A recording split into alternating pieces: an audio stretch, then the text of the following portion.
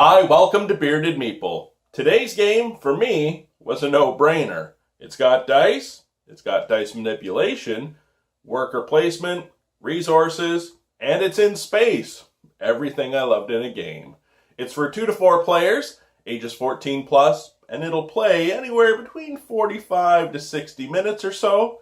It's brought to us by Weird Giraffe Games. It's Stellar Leap. Let's take a look at it. In the game, each player will receive a personal player board. In their cargo area, they will hold their population as well as track resources. You will start with 3 of each, and they'll max out at 20 apiece. Fire, water, food, and oxygen. You also have 5 action cubes, 2 for high command and 3 for divisions. You have your home planet card and 12 chits you'll be using in the game. Each player will start with 2 dice power cards. You will only keep 1. You'll also receive 2 trait cards, keeping 1 of them as well. Keep the trait card secret. It's an objective card to give you points at the end of the game. The remainder of the cards, they will make up the galaxy. As you go through the planets, you'll be going on missions, using resources to gain points.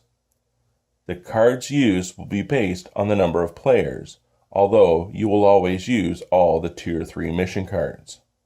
We have event cards that will act as modifiers, and then we have the planets, safe planets, and dangerous planets. But look out, there's also asteroids in there as well. We have community dice cards, as well as the 2 main dice and the asteroid dice. Let's take a look at the setup and the gameplay. So on your personal player board, you're holding your population, tracking your resources, and showing which actions you've taken. And in the main playing area, we have the dice cards. Each player will lay out their home planet, one of their population, and a token. Lay out 4 Tier 1 mission cards. Then we have the Tier 2 and Tier 3 cards as well. The community dice powers, the planets, the event cards. We're ready to begin. Over the course of the game, you will be filling the galaxy with planets and asteroids in a 6x3 grid. On your turn, you will recover exhausted population, roll 2 dice, apply 1 dice manipulation power, planets will generate resources, population movement, activate high command actions, and/or activate divisions, and then check for missed event conditions. Your high command actions include populate, tax, discover, and attack an opponent.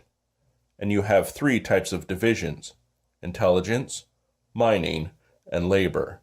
Now on the surface, the game may seem very straightforward, but there is tons of strategy there as you use your actions.